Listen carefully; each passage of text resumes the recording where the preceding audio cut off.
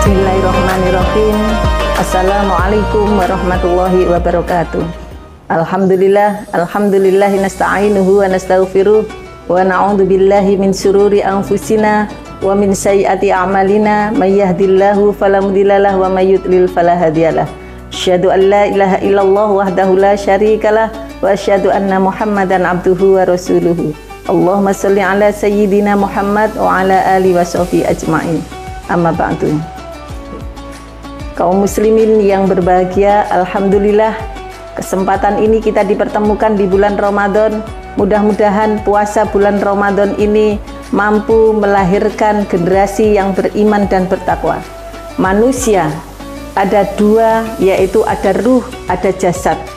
Ruh di sini adalah bagaimana puasa itu menggabungkan antara jasad dan ruh, antara jasad dengan hati. Ibadah puasa adalah ibadah fisik dan juga ibadah hati. Ibadah hati ini harus kita tata semata-mata karena Allah Subhanahu wa taala.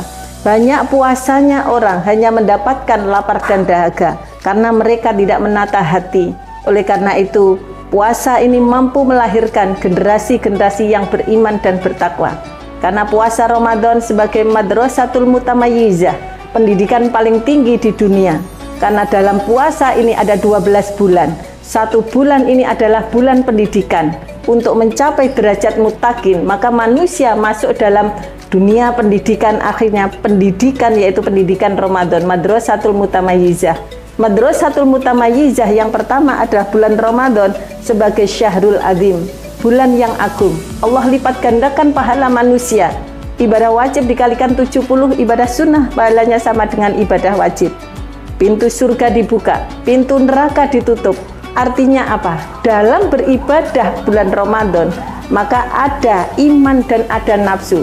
Kalau manusia itu meletakkan iman sesuai dengan tempatnya, yaitu semata-mata mendapatkan ridho Allah, insya Allah puasanya semata-mata mendapatkan berkahnya dari Allah Subhanahu wa taala. Tidak hanya mendapatkan lapar dan dahaga. Karena ibadah puasa adalah ibadah fisik. Bagaimana kita bisa melaksanakan persiapan fisik, persiapan mental, persiapan juga jiwa kita. Karena niat kita adalah semata-mata cari ridhonya Allah. Karena pendidikan ini adalah pendidikan tarbiyatul akidah. Puasa Ramadan itu adalah memperkuat tarbiyatul akidah, pendidikan akidah, keyakinan kita kepada Allah Subhanahu wa taala. Yang kedua adalah tarbiyatul ibadah. Puasa ini adalah bagaimana melatih pendidikan ibadah manusia dalam 24 jam di bulan Ramadan. Seandainya manusia itu menghendaki 12 bulan, maunya adalah bulan Ramadan.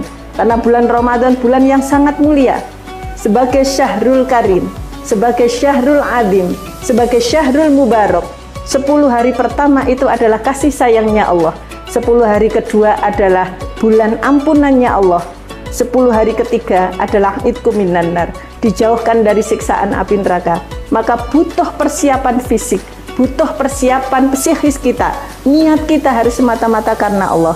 Kalau niatnya itu semata-mata hanya manusia mendapatkan pujian dan lain sebagainya, maka dia akan mendapatkan lapar dan dahaga.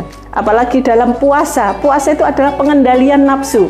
Pengendalian nafsu di sini bagaimana? Suara kita, ucapan kita, tindakan kita, telinga kita, semuanya harus terkontrol.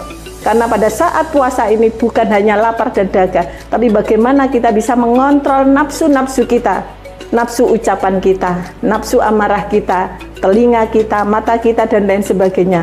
Maka semata-mata kita cari ridhonya Allah. Kemudian puasa ini adalah madrasatul ibadah, pendidikan ibadah. 24 jam bagaimana kita mengisi hari-hari kita dengan baca Quran, dengan sholat malam, dengan berzikir kepada Allah. Man shoma ramadanan imanan wahtisaban ghufira lahu ma taqaddama min dzambihi. Barang siapa yang puasa bulan Ramadan dengan penuh keimanan, keikhlasan, maka Allah ampuni dosa-dosa kita. Man qoma ramadanan imanan wahtisaban ghufira lahu ma taqaddama min dzambihi. Barang siapa pada malam hari di bulan Ramadan diisi dengan sholat sunnah, diisi dengan sholat raweh, diisi dengan ibadah-ibadah yang lainnya, maka akan diampuni dosa-dosa kita. Oleh karena itu, bagaimana para pemirsa dimanapun berada, kita mengisi Ramadan kita dengan pendidikan akidah, dengan pendidikan ibadah, kemudian tarbiyatul akhlak, pendidikan akhlak. Pada saat kita Ramadan, bagaimana ucapan kita terkontrol, perilaku kita terkontrol, semuanya kita sesuai dengan aturan-aturan agama. Jangan sampai kita kebiasaan yang biasa membicarakan orang lain, yang biasa menyakiti orang lain.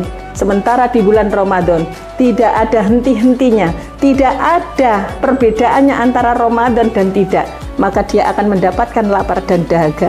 Ada yang puasa Ramadan itu seperti orang masuk pasar. Di pasar ada orang yang berbelanja banyak, ada yang hanya melihat-lihat. Sama dengan Ramadan. Ramadan ada yang orang masuk Ramadan itu hanya biasa-biasa saja. Kebiasaan yang setiap hari dia lakukan, mereka tetap melakukan, dan kemudian kemaksiatan juga tetap dijalankan. Maka ia hanya dapat lapar dan dahaga.